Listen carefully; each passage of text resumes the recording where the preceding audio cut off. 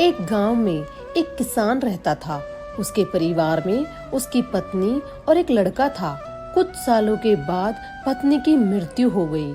उस समय लड़के की उम्र 10 साल थी। किसान ने दूसरी शादी कर ली। उस दूसरी पत्नी से भी किसान को एक पुत्र प्राप्त हुआ। किसान की दूसरी पत्नी की भी कुछ समय बाद मृत्यु हो गई।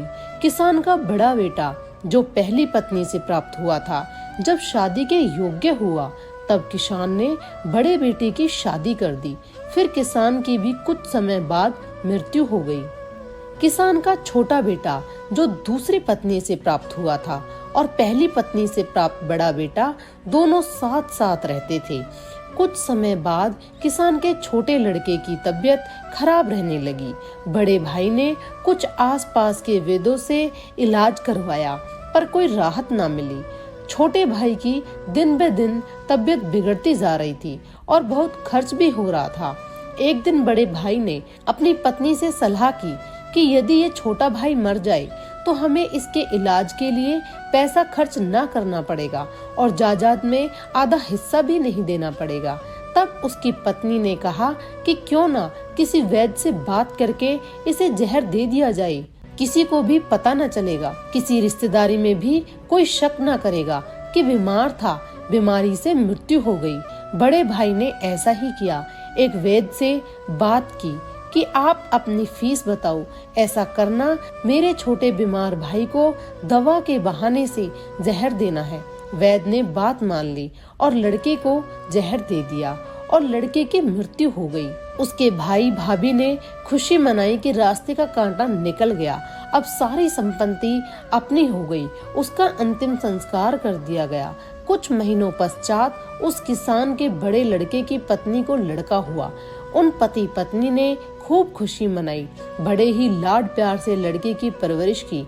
कुछ ही गिने वर्षों में लड़का जवान हो गया। उन्होंने अपने लड़के की भी शादी कर दी। शादी के कुछ समय बाद अचानक लड़का बीमार रहने लगा। माँ बाप ने उसके इलाज के लिए बहुत वैद्यों से इलाज करवाया।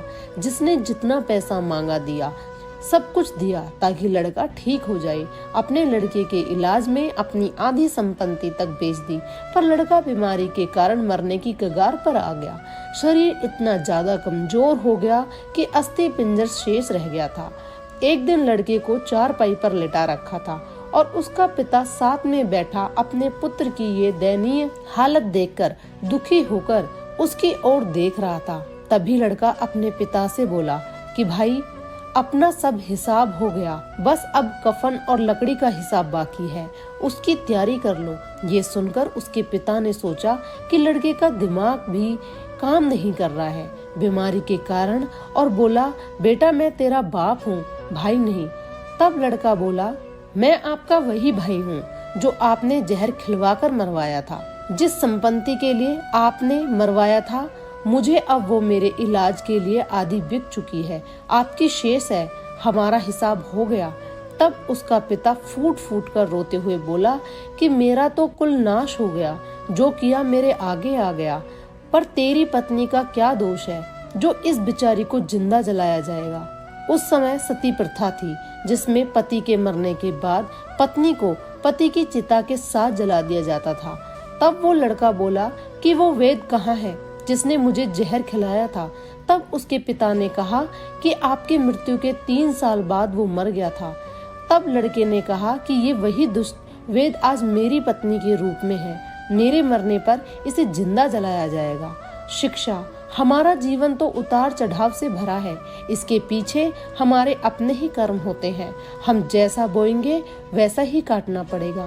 कर्म करो तो फल मिलता है, आज नहीं तो कल मिलता है। जितना गहरा अधिक हो कुआं, उतना मीठा जल मिलता है। जीवन के हर कठिन प्रश्न का जीवन से ही हल मिलता है। जय श्री कृष्ण।